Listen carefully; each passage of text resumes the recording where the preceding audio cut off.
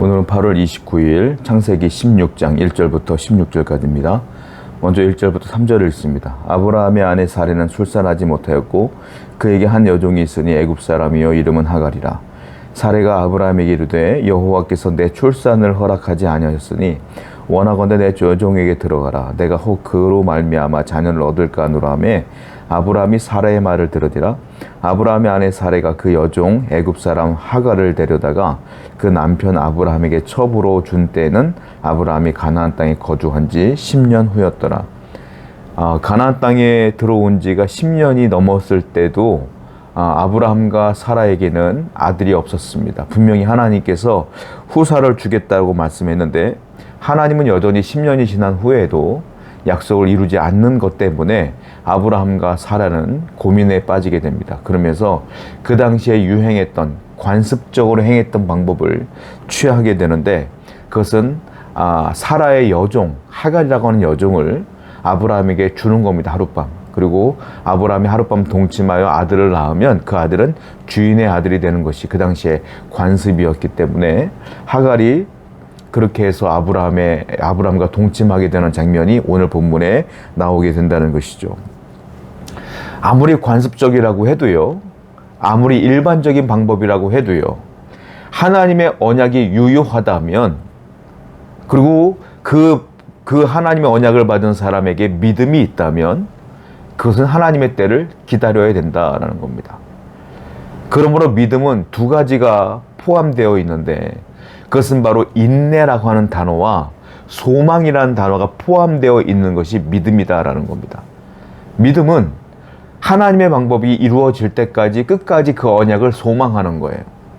그러면서 어떠한 방법이 있든지 간에 그 방법에 휩싸이지 아니하고 그 길로 나아가지 아니하고 하나님이 인도하시는 방법을 끝까지 기다리는 인내함이 그 사람에게 믿음이다라는 겁니다. 오늘 우리에게 이러한 믿음이 필요하지 않을까요? 하나님의 언약이 이루어지지 않습니까? 아브라함이 10년쯤 지났을 때에 그도 고민에 빠졌던 것처럼 우리도 분명히 고민에 빠질 수 있지만 끝까지 믿음을 지켜나가는 여러분 되기를 소원드립니다. 4절부터 6절입니다. 아브라함이 하갈과 동침하였더니 하갈이 임신하매 그가 자기의 임신함을 알고 그 여주인을 멸시한지라. 사레가 아브라함에게 이르되 내가 받는 모욕은 당신이 받아야 옳도다. 내가 나의 여종을 당신의 품에 두었거늘 그가 자기의 임신함을 알고 나를 멸시하니 당신과 나 사이에 여호와께서 판단하시기를 원하노라. 아브라함이 사라에게 이르되 당신의 여종은 당신의 수중에 있으니 당신의 눈에 좋을 대로 그에게 행하라 하매 사레가 하갈을 학대하였더니 하갈이 사라 앞에서 도망하였더라.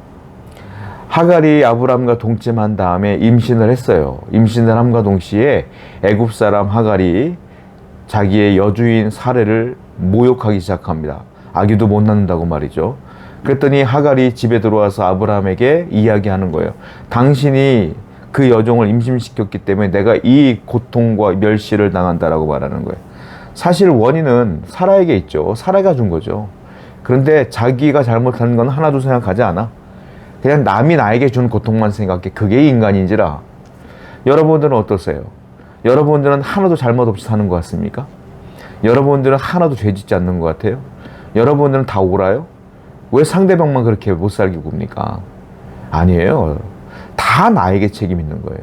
나를 돌아볼 줄 아는 사람이 성숙한 믿음의 소유 아니겠습니까? 그렇게 아브라함을 못 살게 군다라는 겁니다. 결국 그 방법을 취했다는 것이죠. 여러분, 우리가 알아야 될 게 있어요. 무엇입니까? 하나님의 방법이 분명히 있었죠. 하나님의 언약이 있었죠. 분명히 하나님이 역사한 것들이 분명히 있었죠. 그런데 아브라함과 사라는 그 하나님의 언약이 희미해져 버리는 거예요. 심지어 우리가 이 앞장에서는 어떤 걸 봤어요? 아브라함이 이 약속을 어떻게 믿습니까? 했을 때 하나님께서 이 천지를 동서사방에 있는 땅을 너에게 주리라 약속하시면서 아브라함과 언약을 세웠잖아요. 재물을 둘로 쪼개면서까지도 하나님의 그 앞을 지나가면서 언약을 세웠잖아요. 그 언약도 희미해지는 거야. 현실 앞에 희미해지면서 뭐가 보여요? 세상의 방법과 세상의 관습과 사람들이 살아가는 방법들이 눈에 들어오기 시작해. 그래서 이런 일들을 벌인 거예요. 여러분, 신앙의 위기는 언제 오느냐? 하나님의 언약이 희미해지고 세상의 방법이 눈에 들어오기 시작할 때 그것이 여러분들의 신앙의 위기다라는 겁니다. 혹시 위기 가운데 있는 분들이 계시나요? 돌아오셔야 돼요. 다시 하나님의 말씀을 붙들고 사는 여러분들에게 축원드립니다. 7절부터 8절입니다. 여호와의 사자가 광야의 샘물 곧 숲길 샘 곁에 그를 만나 이르되 사라의 여종 하가라 네가 어디서 왔으며 어디로 가느냐. 그가 이르되 나는 내 여주인 사라를 피하여 도망하나이다. 사라가 결국은 학대에 못 이겨 도망갑니다. 임신한 상태로 도망을 가요. 도망을 가는데 어떤 샘 곁에 머물러 있는데 하나님께서 나타나십니다. 하나님의 사자가 하가를 향하여 얘기해요. 하가라 어디 가니? 예, 제가 지금 이렇게 해서 고향으로 돌아갑니다. 왜 돌아가니? 돌아가지 말아라. 다시 주인의 집으로 돌아가라 라고 얘기하는 것이죠. 그 13절에 나중에 보면 알겠지만 하라가 하나님이 우리를 알고 계셨군요 라고 고백하는 장면까지도 나와요. 여러분, 이게 무슨 말이냐면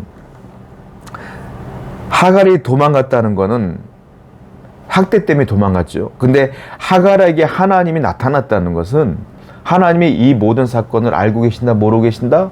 알고 계신다. 그리고 하나님은 아브라함의 가정에 있는 모든 사람들을 지켜보고 계신다. 아브라함만 보는 것이 아니라 아브라함과 연결되어 있는 모든 사람들을 지키고 계시다. 세밀하게 감찰하고 계시다는 사실을 우리는 이 본문을 통하여 알고 있다는 겁니다. 사람은 조금 힘이 들면 도망가고 조금 힘이 들면 약속을 잊어먹고 그게 사람이에요.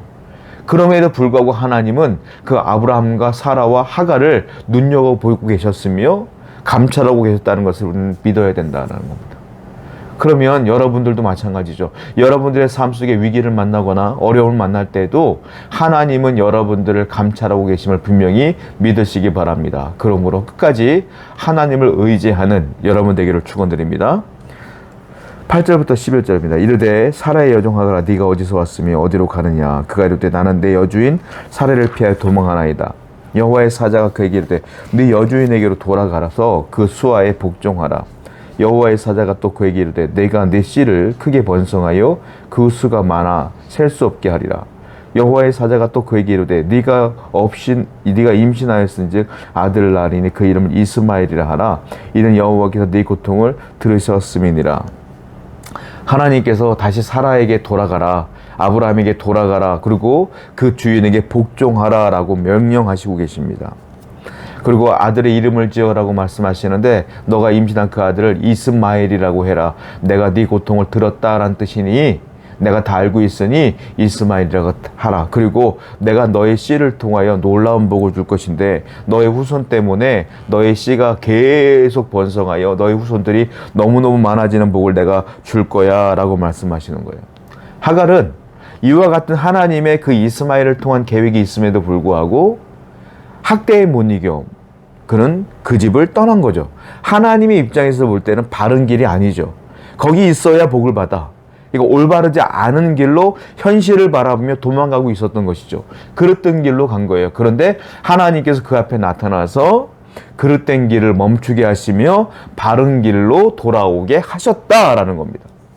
하나님은 어떤 분이냐? 여러분들이 잘못된 길로 갈지라도 바른 길로 돌이키게 하시는 분이 하나님이시다. 항상 그래서 우리가 죄의 길로 가더라도 내 안에 있는 성령의 음성에 귀를 기울여야 돼요. 성령께서 내 죄를 깨닫게 하시며 회개케 하시며 다시 바른 길로 인도하시기 때문에 그렇습니다. 오늘도 하나님의 음성에 귀를 기울이고 하나님의 말씀대로 살아가는 여러분 되기를 축원드립니다. 기도합시다. 하나님은 언제나 우리를 돌보고 계십니다. 언제나 하나님께서는 우리에게 말씀하십니다. 그 언약을 늘 기억하고 세상의 방법을 취하지 않는 자가 되게 하여 주옵소서. 예수님의 이름으로 기도드렸습니다. 아멘.